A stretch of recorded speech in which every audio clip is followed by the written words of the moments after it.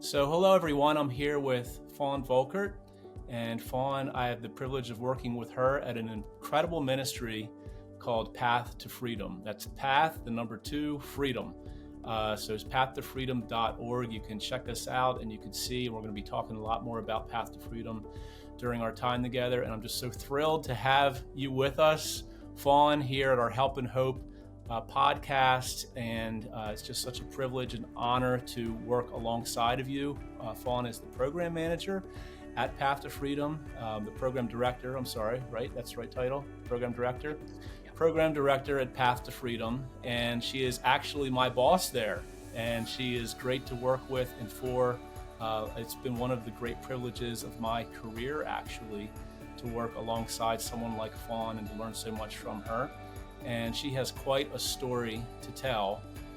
And so I just wanted to welcome you, Fawn, and ask you to share from your heart. I want to start at the very beginning. I want to get your whole story. I'm going to interrupt you a lot with lots of questions, but I have not actually heard your whole story, so I'm looking forward to this. So welcome, Fawn. All right, thank you. Thank you for having me. So, the story really begins with, I was basically born into domestic violence. My mom married my most prominent and first abuser when I was an infant. Oh my. So in that relationship, I endured physical, mental, emotional, verbal, and sexual abuse. And what age did that start at? I was just going to share before my ability to recall. So I don't have a memory of the first time. It could have been as an infant. Oh my goodness. Could have been in the crib. It's just something that always was, And the sexual abuse was mostly, he was the contributor of that, but also his family members. So it was extensive. The physical violence was extensive. Watched my mom get beaten pretty bad as a kid. And really one of my greatest fears was losing her. As a result of witnessing that. And so it's not that there weren't good moments in my childhood. I had brothers and we had fun and there were moments like that. It's just that trauma overshadowed those moments. Yes. Even though my abuser was made to leave our home at some point in elementary school, the timeline's fuzzy. That's another effect of trauma, but I didn't feel freedom, and I didn't feel the innocence of childhood even after he was gone. I still struggled with just fear and loneliness. So while there are these memories that seem like classic childhood memories, that fear and loneliness was always with me. So trauma was pretty quickly overshadowing sort of those normal childhood experiences. Really affecting the way I do relationships. And I think if you look at like adverse childhood experiences, the survey is all about relationships. They're infractions against your relationships and your ability to connect.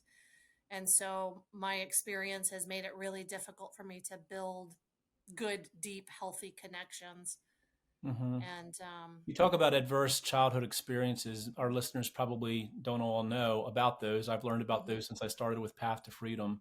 Can you share a little bit about those and how those impact everyone, really, but especially those who are victimized when they're younger? Yeah.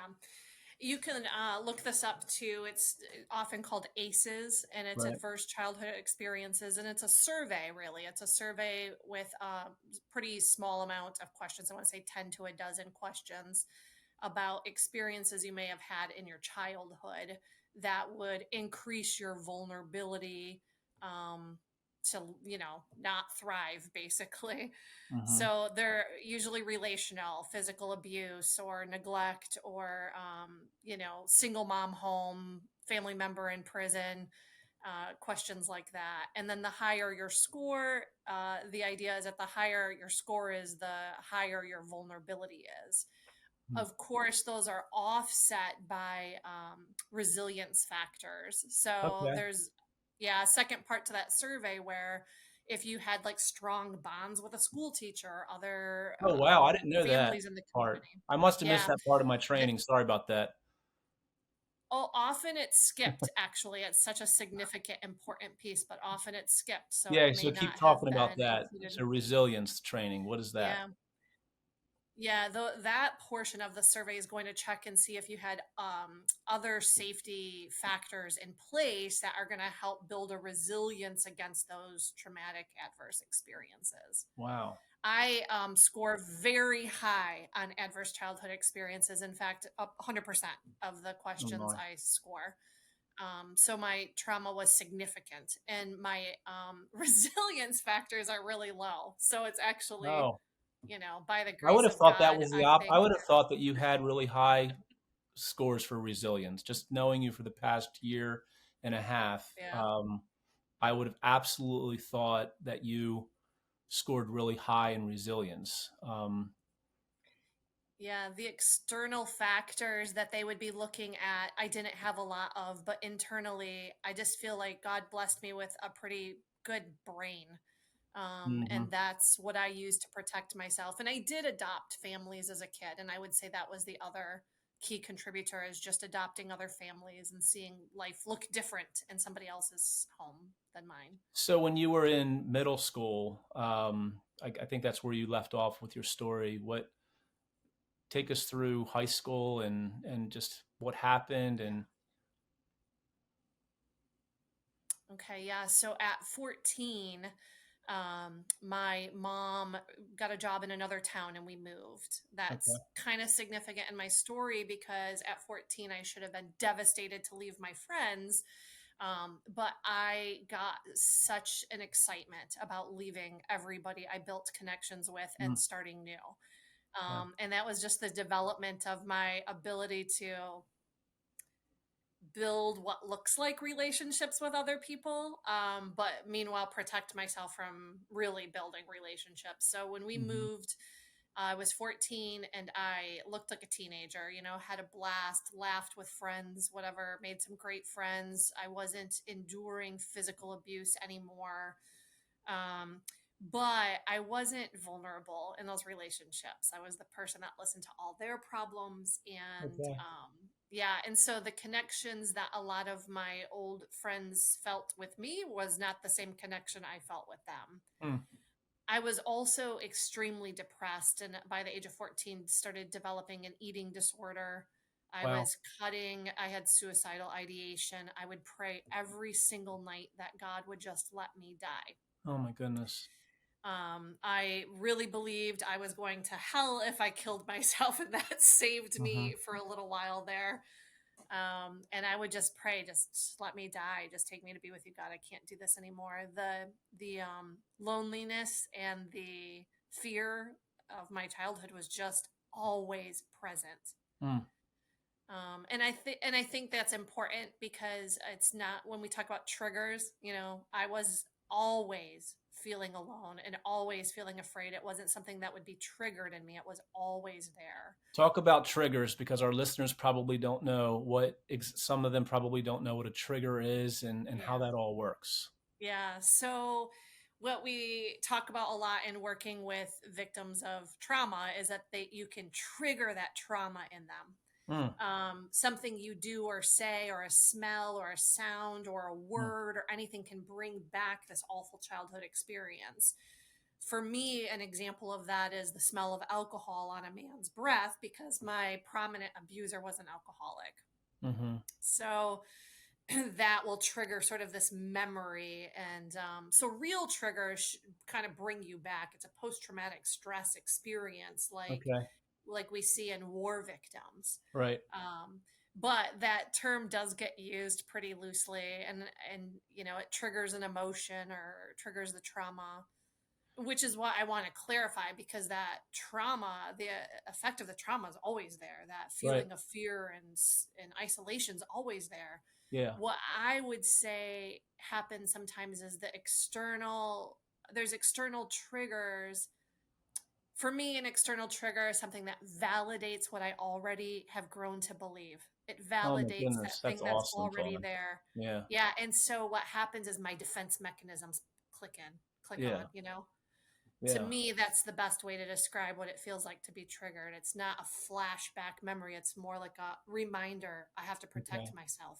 Wow. Yeah, that's really, I'm just so thankful for you and for the wisdom that you share and how God has given you such a gift of articulation from your heart to be able to so clearly. I mean, that's the best definition I've heard of what a trigger is. And it really helps me in providing care for the girls to finally understand it better. I mean, the way that you just shared it, that's gold. And that should be just plastered up on all of our training videos, and it needs to get out there because it was just so well put. And I think it's because you've been through it and you're still living in that at some level. We'll get to that a little bit later. So continue on. I interrupted you and asked you to define triggers, but I'm just No, glad I did. So I love talking about things like that. So I don't yeah, mind. yeah. I mean, the way that you said, I don't even know if I'm going to ask you to repeat it because you said that it validates an emotion inside. Say that again. Mhm.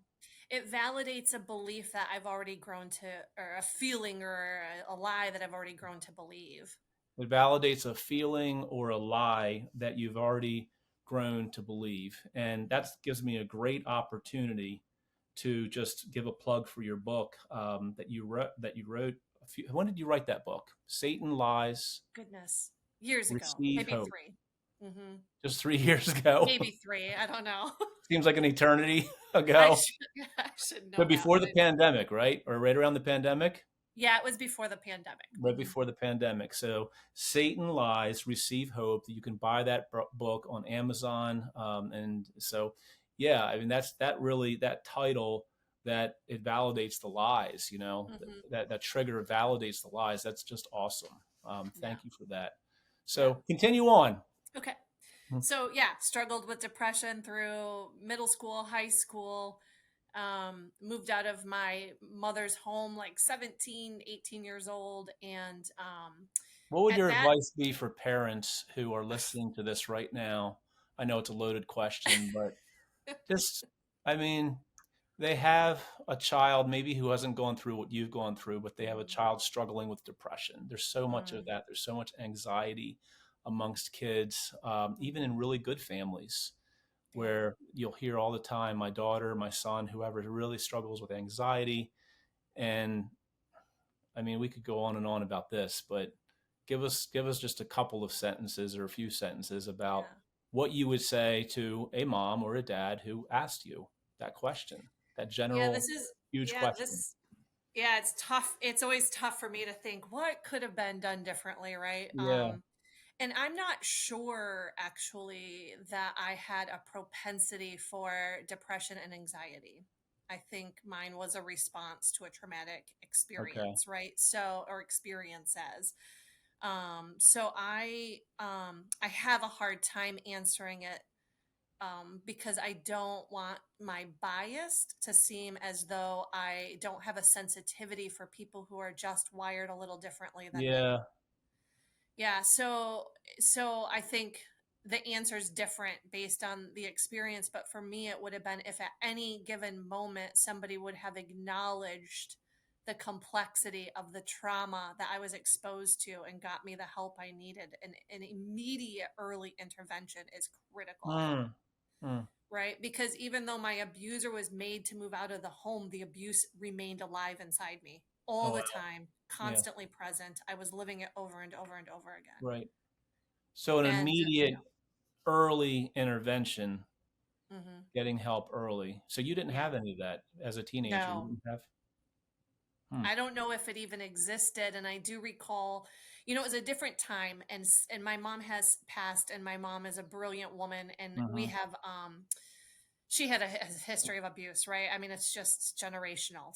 Yeah. So I never want to say anything that dishonors her, but I did tell her I think I need therapy. And this was Mm. before we moved, before I was 14, that moment where I decided I'd figure it out on my own. Hmm. And she said, "You just need friends." It's Right. just it was a different time, right? We just didn't Right. do Right. that. So, and Right. and I don't know if it would have helped by the time I did try therapy. Hmm. I didn't trust therapists. I just was Hmm. waiting to invalidate them, and I Right. could do that within one visit usually. So, Right. Of course. And so you didn't go from like I said at the beginning, I don't know your story. So you weren't in foster care during your teenage Mm-mm. years? Wow. No, there was some discussion about that. I had, and again, times were just so different then, right? Yes. So I had two little brothers. They were the children of my abuser. I had an older brother who had a different father. And so we would have all been separated. And back then, the favor was in the mom keeping all the kids together. Hmm. I don't disagree with that. Working with kids who have endured the foster care system, I'm actually grateful, Yes. despite our lack of resources, that I got to stay with my brothers. Hmm. How many brothers do you have? I have four. No, Yeah. I have three. Sorry, I have three brothers I grew up with. I have a stepbrother that I Yeah, saw you every had other I weekend. wrote this down. I thought this was really cool. You write the best things on Facebook, by the way. Um, Listen to what Fawn wrote the other day, which I thought was really cool about her brothers. And I want to ask you about this. She Hmm. said this: I was the only girl in my childhood home with three brothers, and I really don't think enough is said about that dynamic. Every one of my brothers has at some point felt comfortable enough to make me feel beautiful. And then she wrote, I only wanted them to think that I was cool. The baby, which he hates me saying, went as far as sending me a screenshot of our FaceTime while we were talking so I could see for myself how beautiful I am. He has grown into such a wise man, still protective of his only sister. I left our conversation with great admiration in the sense that I'm the baby now. He vehemently protested the lies. There it is again, that theme. The lies Yeah. my mind has been allowed by me to believe. I'm the luckiest older baby sister ever. And, many times when you come from a house of trauma, that background, many times the brothers or sisters or siblings are unhelpful. But Hmm. here, it sounds like that was different for you.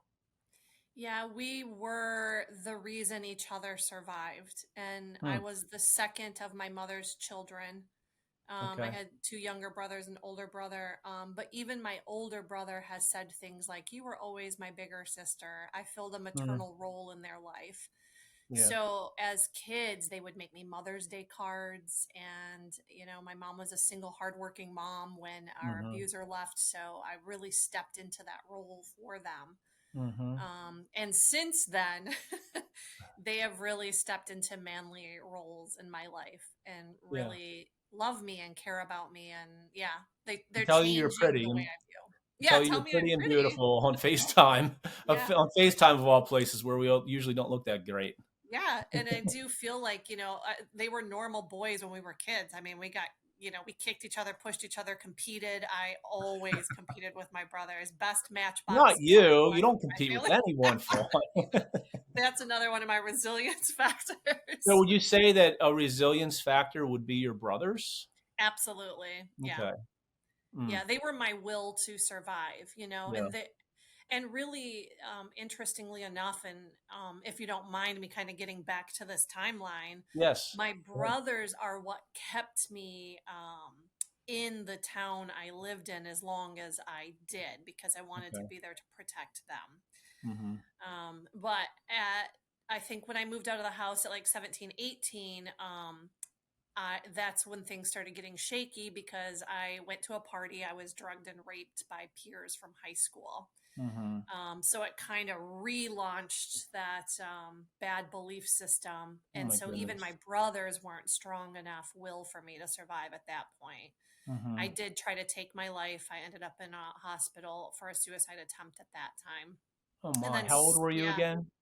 18, about 18 Okay. years old. Okay. Yeah. And something characteristic of me, speaking of resilience, is I was in the hospital overnight. The next day, they talked about admitting me into a psychiatric portion of the hospital, and I said, I have to get to work. I can't. There, and they did let me go. I refused to stay, and I went to Okay. work, and I went on Wow. business as usual. So, Wow. Wow. yeah, Mm. and then at about 19, yeah, 19 years old, I just realized I just can't do it anymore. I finally gave in, and I ran away from that hometown again, left people, broke bonds and connections, and I became a homeless substance abuser and hitchhiked across the Mm. United States. So Okay.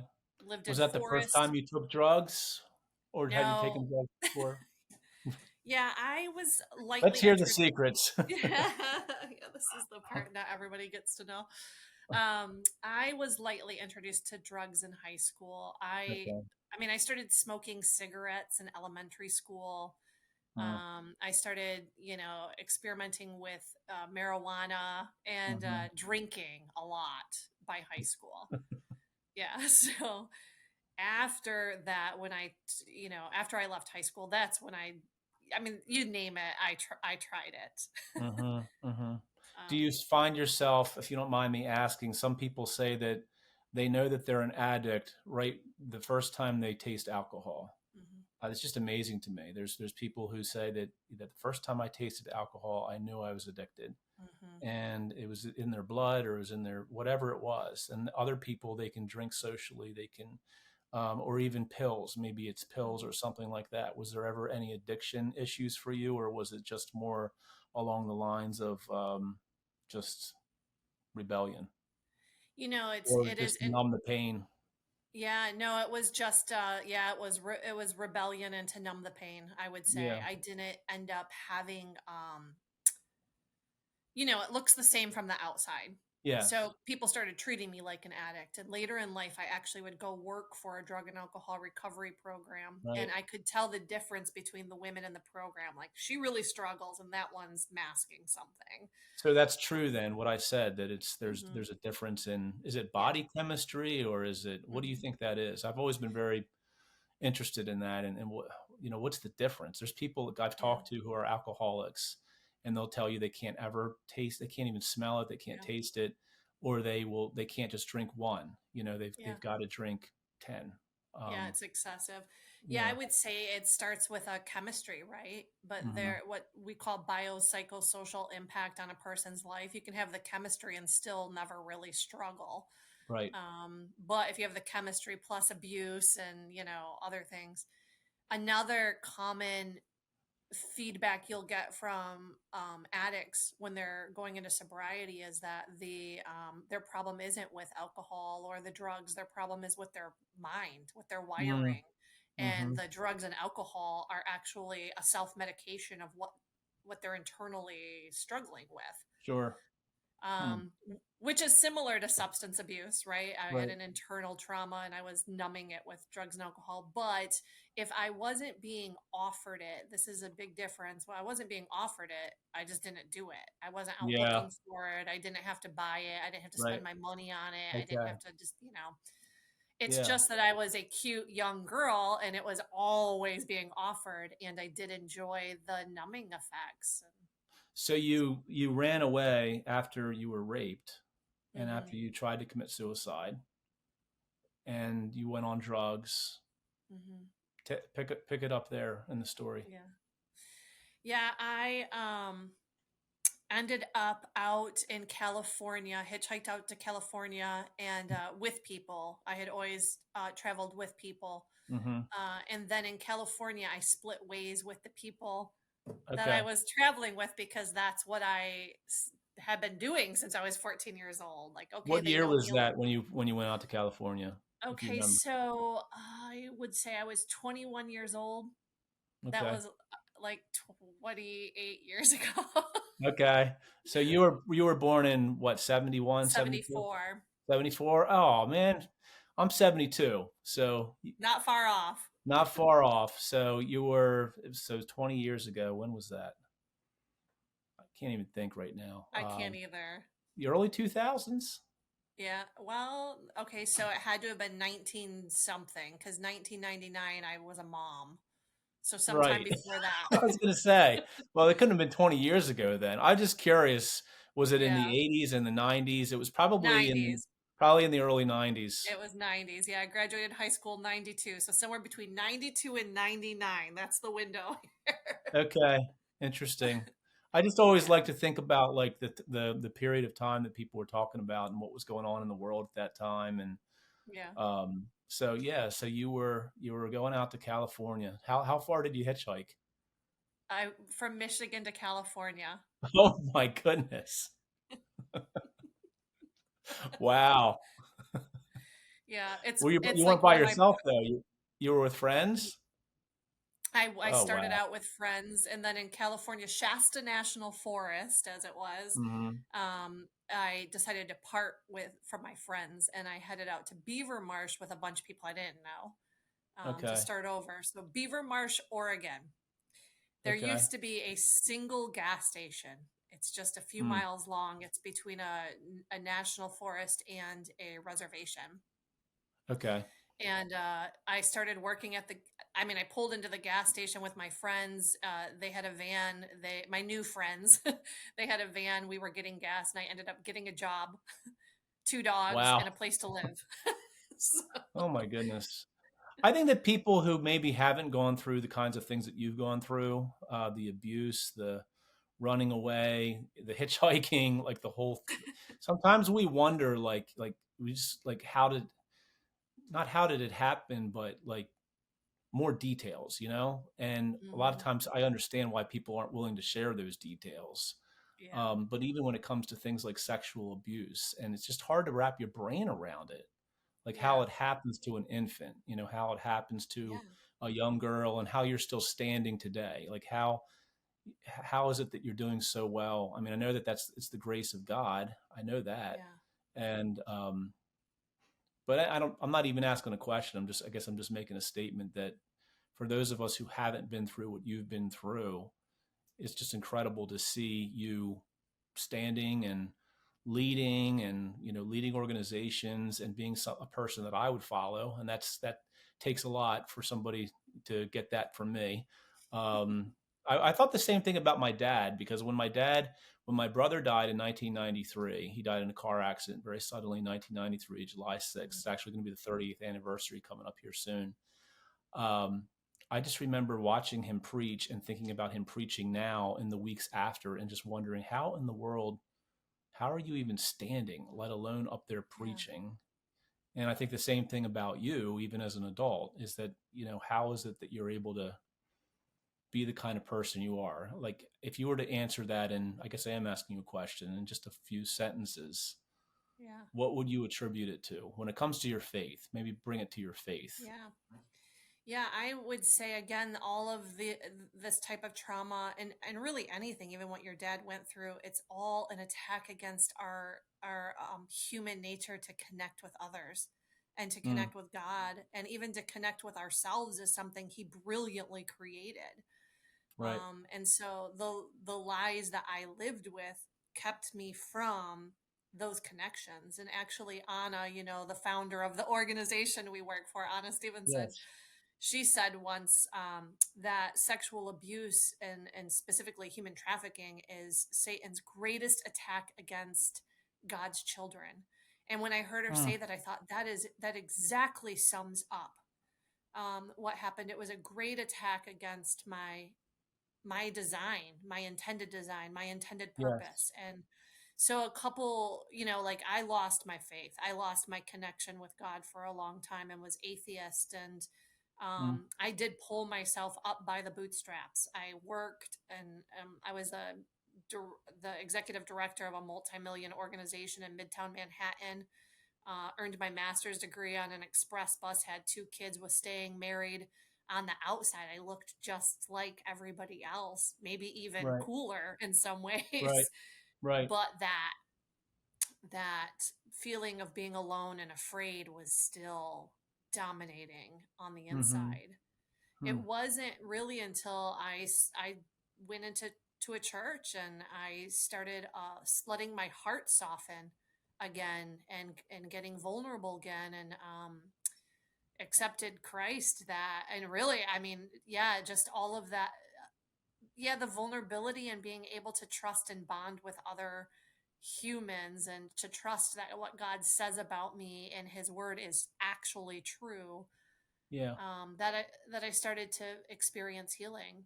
And Mm. even more specifically, I I do things with excellence. I'm an overachiever. That might be a Yep. trauma trait. I don't know. I don't know. It might Yeah. not even be a good thing. But in the church, I also rapidly became somebody who was on the prayer team and Wow. leading, hospitality. And I was at a women's retreat, and a young woman came up to me who knew my story.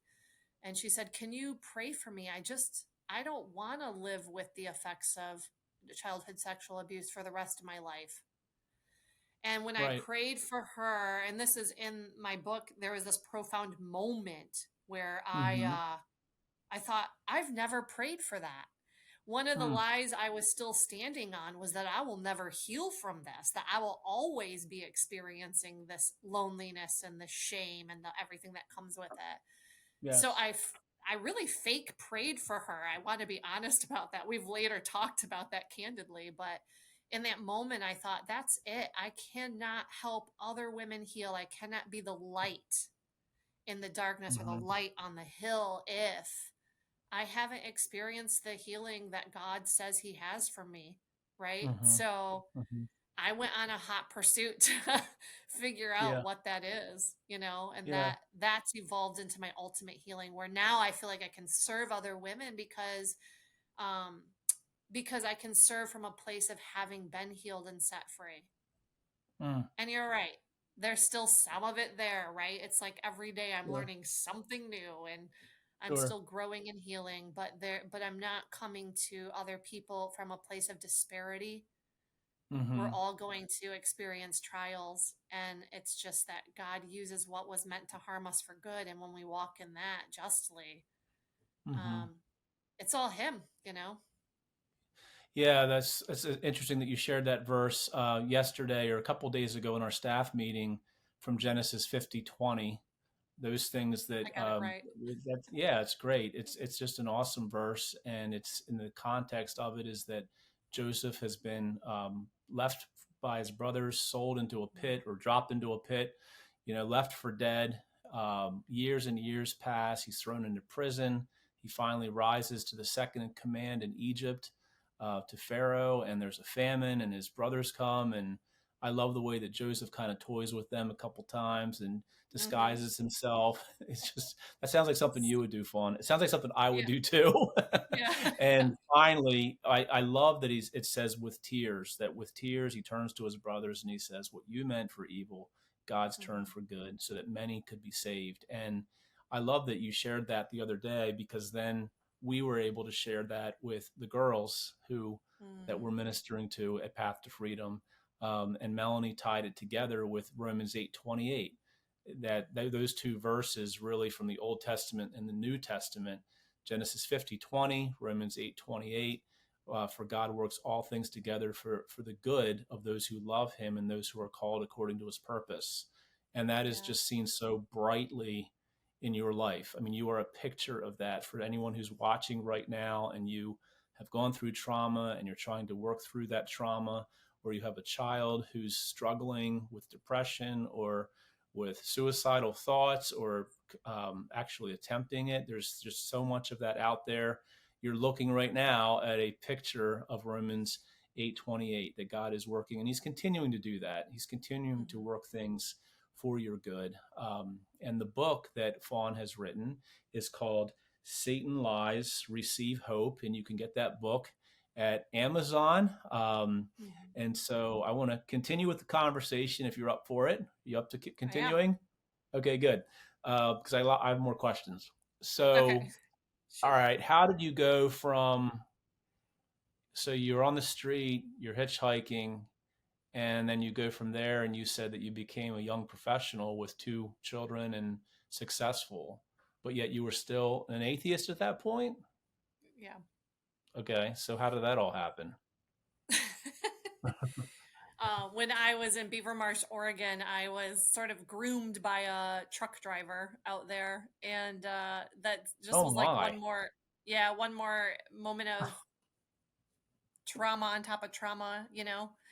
And Okay. he picked me up and was treating me great and whatever, and Mm. How old was buy me he? clothes.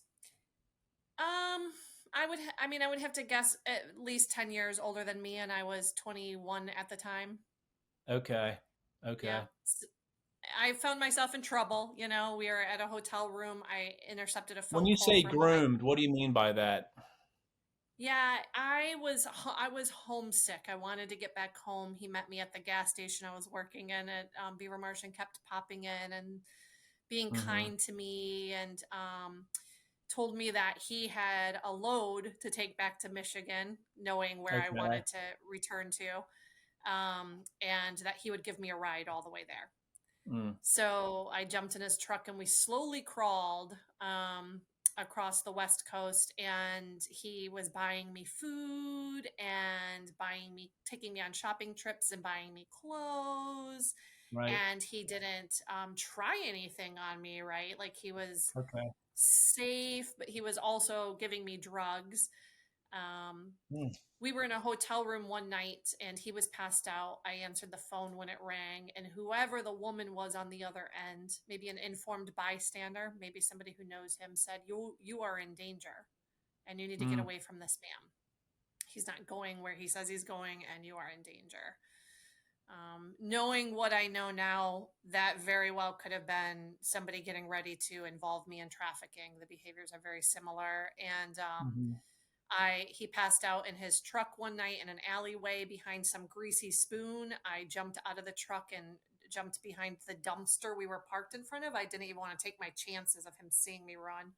Hid behind that dumpster until he left, stayed there until it got dark and I knew he wasn't coming back, and Mm. called my dad for help. So Oh, yeah, so I think it was just one more sign, right, that God wasn't right. for me, he was against me. I just decided there's no God. There's no God.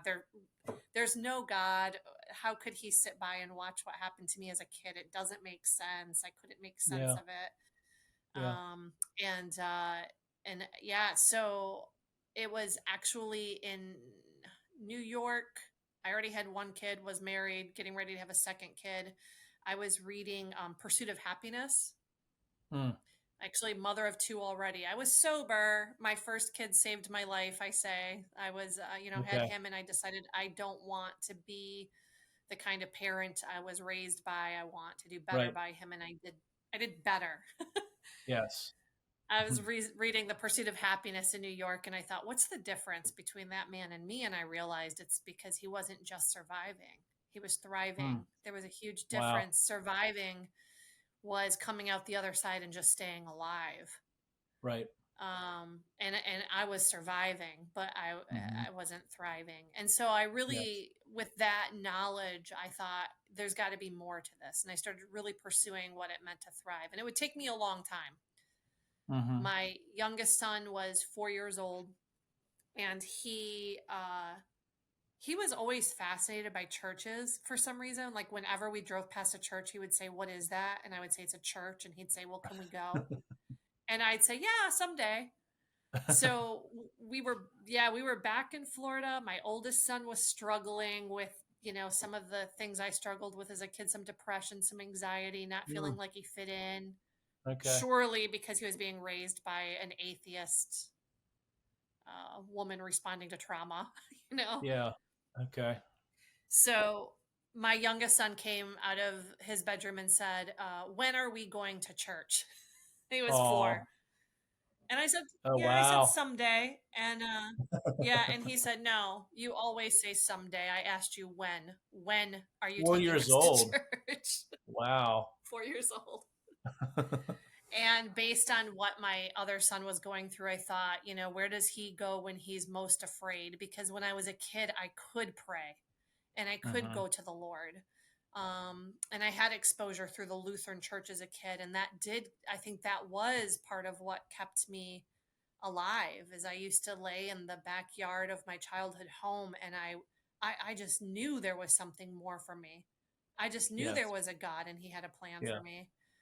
And I thought, wow, I raised my kids to not believe in God, and that was the only thing I had. And so, fearing that where the emptiness that my teenage son might lead him, the next morning I dragged them into a church. And we went. We went Wednesdays, we went Saturdays, we went twice on Sundays. Wow. Wow. And yeah, and my 4-year old accepted Christ first visit. was Mm-hmm. immediately wanting to serve in the cafe, and he's still a man of God and a Oh, faithful leader, and yeah. that's great. So yeah, so that's what did it, was just that wanting to protect my kids. I thought, while I'm here, I may as well listen to what they're saying. Right. Um, and honestly, Chuck, I know now, right? The reason why I couldn't step back into a church is I was afraid I would start crying. And I was afraid Yeah. if I started crying, I wouldn't stop crying. And it was Right. all to protect my heart from further pain. And that's how Mm-hmm. Satan keeps us from healing. Right. Another lie. Another lie. And I don't even know if I answered your question. No, you did. So you would point to that as the time where you accepted Christ, or would you say that it was Hmm. just there since you were a child and reemerged again?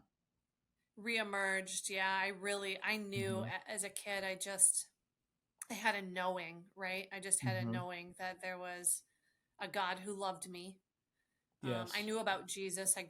Was every other weekend I spent in a Lutheran church and was taught about Jesus, and I was baptized and did their confirmations and all Hmm. of that stuff. But yeah, Yeah. that relationship thing was with me as a kid. And so career-wise, I know that you were, before you were at Path to Freedom. Hmm. Is there anything else big that I mean, a lot of things big happened, but related to your trauma after your church experience? What else happened between then and between then and And Path to now, Freedom? Yeah. yeah, I feel like I've just been jumping all around. No, it's been great. It's I been really dedicate. clear. Yeah, I dedicated my career to nonprofit management. I just wanted I think I always had that desire to find that purpose for my pain, right? Mm. And I was making pizzas in college, and every time I made a pizza, I thought, this is so unfulfilling. Like, I just cannot do this kind of Especially you job, with your focus on health and all of that. Mhm. Oh yeah, it Mm. just yeah. So and the more I began to heal, the more I thought, "Ooh, I don't like the messaging the world is giving to people, and I need to open up my big mouth, basically." Yeah. So I earned that master's degree in nonprofit management and philanthropy. My undergrad was in human services, and I just jumped from mission to mission. um, I knew I knew young that God wanted me to work with women who were sexually abused as children. It's just they gravitated towards me. It's like they Hmm. recognized it in me, and women who had never confessed that trauma to anybody would confess it to me. Mm. And that started really young, really. In middle school, I was at church camp, and some girl came to me the day after she was victimized at camp, and I helped her. So it's just been something that's followed me. But I I started doing development work, fundraising, and so once you do fundraising, that's the only thing that anybody will let you do. And I ended Especially if up you're working. successful in it. Yeah, yeah. If you're good at it, then they really make you do it. Yeah. So, and that's really was just me being an overachiever. I hated every minute of that. It's just Yeah. not Oh, what I that would be like hard. doing. No. Yeah. Mm-mm. But I worked at a local ministry here, St. Matthew's House, and they were a homeless shelter and a substance abuse recovery program. And they would let me, in fact, encouraged me to go work directly with the women in that program. And Mm. that's really what started my understanding of like I don't know, the depth and the breadth of this kind of trauma and how it's affecting people, and it's disrupting families, and it's disrupting wellness in every way, emotionally, mentally, physically. Hmm. Always wanted to do more with that, and I wanted to work with. I wanted to work in programs, and I wanted to work with women who were sexually abused as children. So I just started looking for those opportunities. Yeah. Um, yeah, So Path to all Freedom. during my healing. Tell us about Path to Freedom. Tell our listeners about what this ministry is and why it's Yeah. special to you. And I'm going to interrupt you as you go, though. I can ask you questions. Okay, yeah. Yeah, I met with John and Anna, the Stevenson, the co-founders of Path to Freedom. I'm so bad with timelines. It's a casualty of trauma. I think, well, 5 years Yeah. ago, maybe now. Okay. We sat in a coffee cafe. One of the board members worked with me at my previous place of employment and convinced them that they needed to meet me and talk to me. And we sat down, and I fell in love with Anna right away. Yeah. I fell in love with Anna because she told me that the mission of this organization was to provide long term support. Huh. And when she described what she envisioned, I thought, yeah, that's what I needed. that's Right. that's what I needed growing up. That's what you And need also that God was, yeah, that's what I need. Yeah. And currently. yeah, yeah. That's what I need currently And too. Long-term support yeah, and long-term everybody. care. I think we all need it. Yes. Yeah, it's not a band-aid response. It's a constant attack of Satan's, and it constantly Hmm. needs to be rebuked. So Yes. yeah, so the mission right away, and then Anna's boldness, if I'm being honest, just God called her to something, and she was doing it. And God was Hmm. calling me to something, and I was taking really slow, calculated baby steps and Yeah. overthinking everything. She Right. just jumped in, and I was attracted to Hmm. that boldness of hers. So they offered me a job, and I told them no.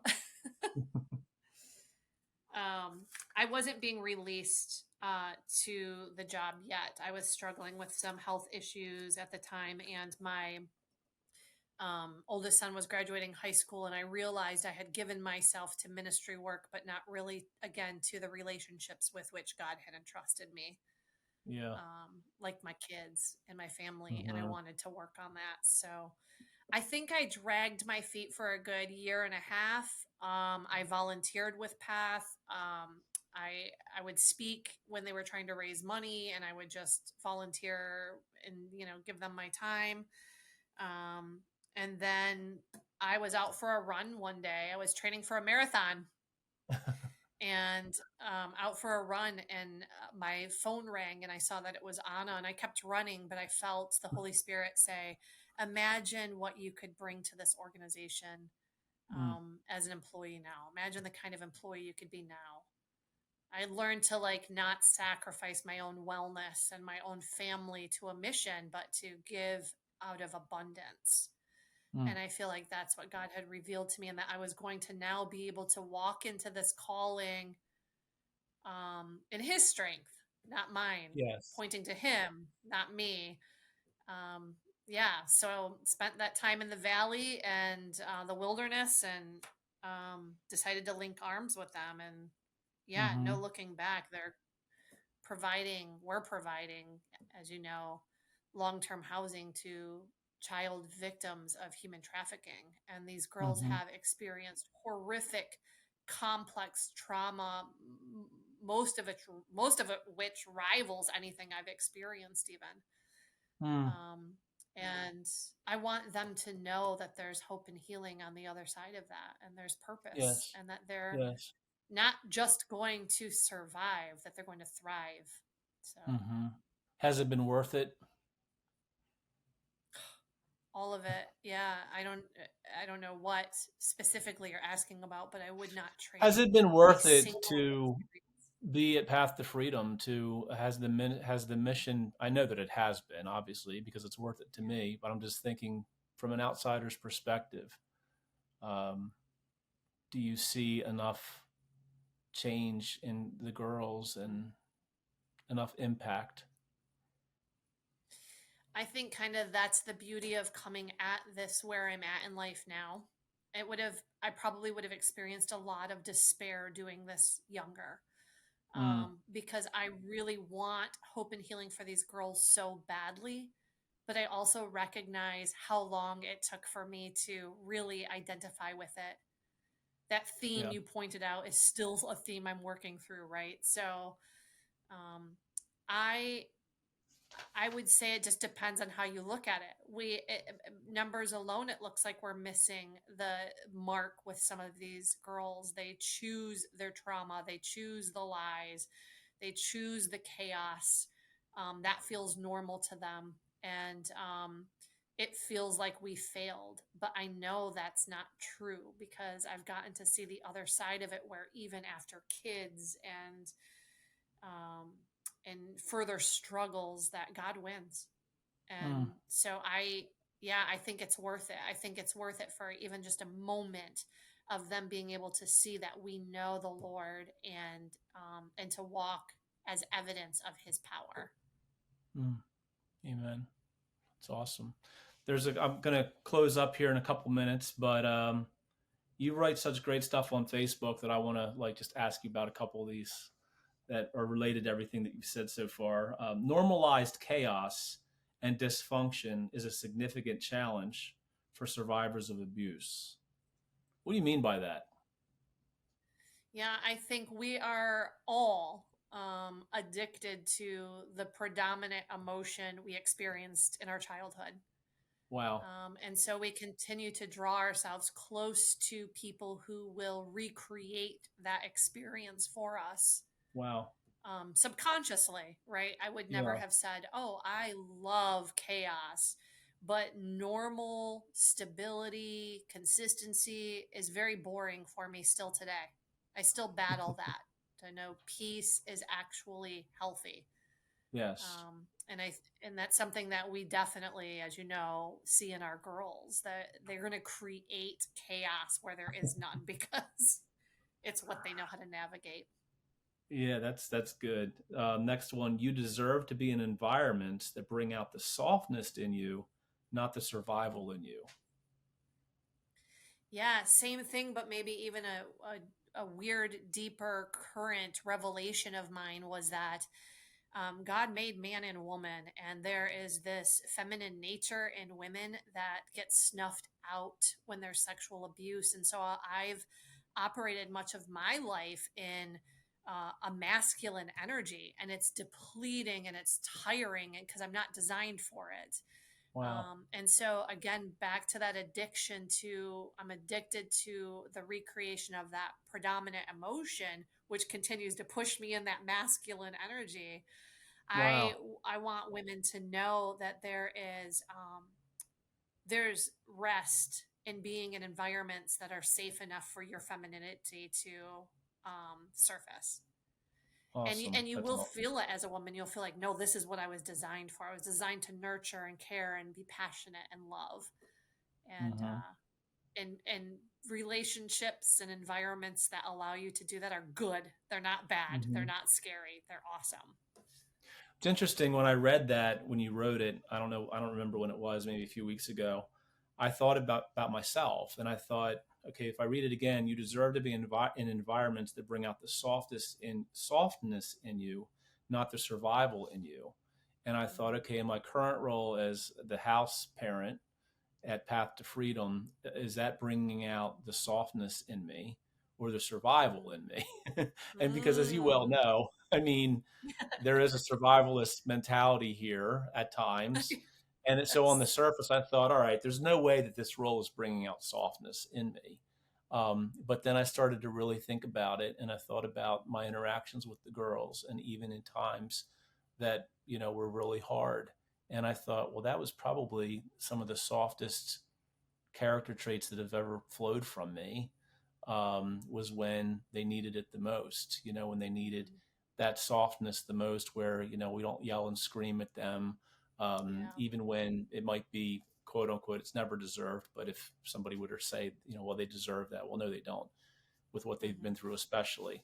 Um, and then the survival, not the survival in you. And I love what you've said many times, and I've used that phrase before many times in ministry. You don't want to just survive; you want to thrive. Hmm. And I see the girls here thriving. The Yeah. girls are thriving, and like Anna said, providing long-term care for the girls. And we know that we have girls now. We have girls who call us every day, and just Hmm. who are no longer with us, but they're out there now in the world. And we've only been here a year. I just can't imagine over the course of many years what it's going to be like to have more and more of the residents who leave here and not only survive but thrive. And then they're calling us, and they're still looking to us, and bringing out the softness in us. I was looking at videos the other day of some of the really old, I mean, it's only been a year, but some of the older interactions that I had with some of the girls, or, I saved the videos. And one of them was, she really came at me about something. And I thought, like, my response to her was like a brokenhearted like response. And it Mm-hmm. brings out the softness, and I think that's Mm-hmm. so important to be in environments that actually bring that out in you, no matter where, whether it's as a house parent at Path to Freedom or working as a manager at a bank, that those soft qualities about you come out with strength and power. So I just love that. This next one is Can really I good. add something very Oh yeah, go quickly? ahead. Yeah, because you and Melanie both, you're creating an environment where that softness can come out in girls who are constantly in a state of survival. And we Mm, say at Path to Freedom that we want to see the lights and life come back on in their eyes. That's the yes. softness. So every girl that you've looked at and you've seen that light and life come back on, even if just for a moment, even if fleeting, that's because Mm-hmm. you guys are creating an environment in which their softness can come out, and you Mm. do that really well. So I didn't want to Aw. miss the opportunity to say that.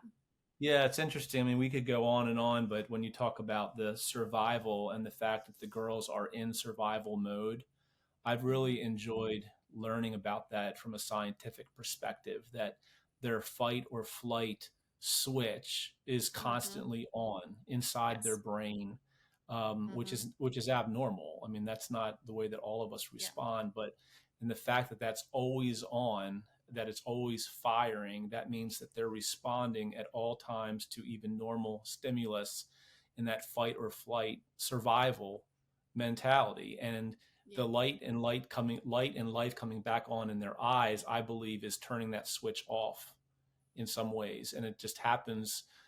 It happens slowly over time. I was just Mm-hmm. telling one of our residents today that when she first got here, and we were laughing when we were telling her, and she was laughing too. We said that her fight or flight switch was just on. It was in Mm-hmm. hyperdrive all the time, and you could even see it in her face where she's this and this and this and this and this, and her face is going. I mean, she wasn't acting like a crazy person, but there was just so much going on all the time that she's just, you'd think she's distracted, but she's not. She's just, her brain is firing Mm-hmm. constantly.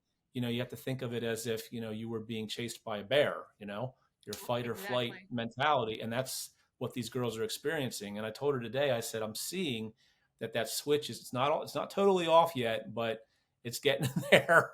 And I Yeah. can see there's just like a little bit here, a little bit there. It's not like it was when you first started. And, Yeah. um, and you can see the softness coming out in her as a result of not being in that survival mode. I don't Yeah. know. Yeah. That's good. So this is a quote that's really funny. Listen up, girls. Unless he's wearing a diaper, you can't change him. Right.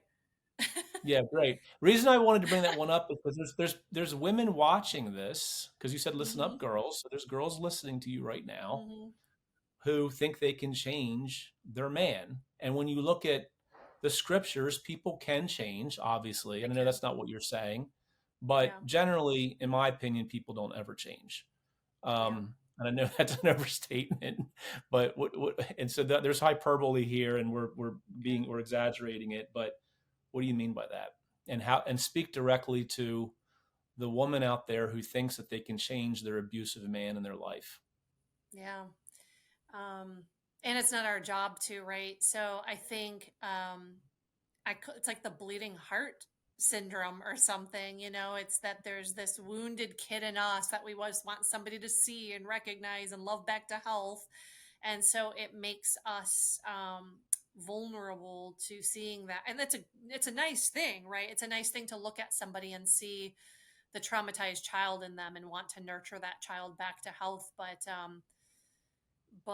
it doesn't excuse current behaviors. And so I would find myself often in relationships, even recent ones, where I see the lost little boy in a man and I see the trauma he endured, and my heart breaks for them. And it's caused me to overlook and over empathize, maybe Mm, to the risk, yeah, risking my own wellness, hmm because Yeah, because you kind of excuse away the bad behavior, and you really think, the win would be that you are good enough for them to, they're going to choose you. They're going to choose you over their drinking. They're going to choose you over their bad behavior. They're going to choose you over their own childhood trauma.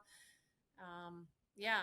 And I think, that we didn't get that when we were kids, right? So we're just waiting for somebody to do that now. And we're recreating that predominant emotional experience. We're picking people who simply can't. They're just simply Mm. not going to do it for you. Right, right. They won't change. Hmm. Um, well, this has been an awesome time, Fawn. Thank you so much for Thank you. sharing your heart. I want to close with, and then if you want to add anything in closing and reacting to this comment that you made on Facebook, there's the status that you wrote, we can close there. And I just loved this. The more you wake up to who you are, the more unbearable it becomes to be who you are not. Yeah. Yeah, and that is exactly everything we've been talking about. When you start Mm-hmm. becoming addicted to a new emotional experience, that peace that surpasses all understanding Mm, doesn't seem boring anymore. But numbing the chaos in your head is boring and mm, seems unbearable.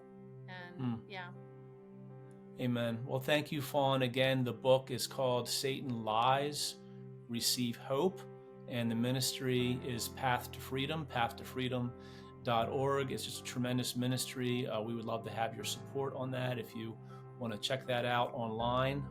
This has been a podcast of Help and Hope, and Help and Hope is a ministry of Mark Inc. Ministries. So Mark Inc.